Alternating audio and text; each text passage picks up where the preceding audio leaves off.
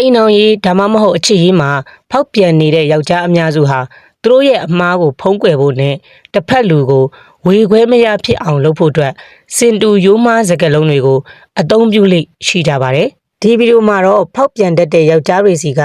ကြားရလေးရှိတဲ့အသုံးအများဆုံးစကား၅ခုကိုဖော်ပြပေးသွားပါမယ်။မင်းအရန်တွေစိတ်ကူးရင်ပြီးတန်တရားဝင်နေတာပါ။ဒါဟာအသုံးအများဆုံးစကားဖြစ်ပါတယ်။ကိုယ့်ဘက်ကခိုင်လုံတဲ့အထောက်အထားတစ်ခုခုတွေ့လို့မေးမြန်းတဲ့အခါမှာသူတို့က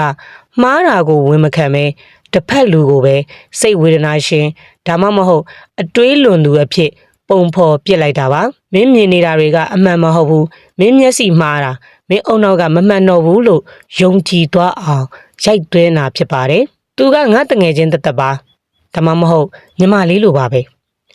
ဖောက်ပြန်နေတဲ့ပတ်သက်မှုတစ်ခုကိုဖုံးကွယ်ဖို့အကောင်းဆုံးအကာအကွယ်ကတငယ်ချင်းဆိုတဲ့ခေါင်းစဉ်ပါပဲ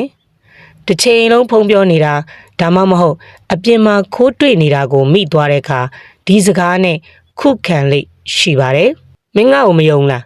အရင်ကနဲ့မတူပဲဘာလို့ဒီလောက်ချုပ်ချယ်လာတာလဲအပြစ်ရှိတဲ့သူဟာအမေးခံရတဲ့အခါခံစစ်ကနေတိုက်စစ်ကိုပြောင်းလိရှိပါတယ်ငါ့ကိုမယုံဘူးလားဆိုတဲ့စကားနဲ့တစ်ဖက်လူကိုအားနာသွားအောင်ဒါမှမဟုတ်အပြစ်ရှိတယ်လို့ခံစားရအောင်လုပ်ပြီးလမ်းကြောင်းလွှဲတာပါငါတို့ကြားမှာအရင်လိုစိတ်လှုပ်ရှားစရာမကောင်းတော့ဘူးမင်းကငါ့ကိုဂယုမဆိုင်တော့ဒါကတော့သူတို့ဖောက်ပြန်ရတဲ့အကြောင်းရင်းကိုတစ်ဖက်လူရဲ့အမှားကြောင့်မှလို့ပုံချလိုက်တာပါမင်းကအရင်လိုမလှတော့လို့မင်းကကလေးပဲဂယုဆိုင်နေလို့စသဖြင့်အကြောင်းပြချက်တွေပေးလာပါလိမ့်မယ်ဖုန်းကငါပစ္စည်းလေငါရဲ့ privacy လွတ်လပ်ခွင့်ကိုတော့လေးစားတဲ့နေအရင်ကဖုန်းကိုပြစ်ထားတတ်တဲ့သူက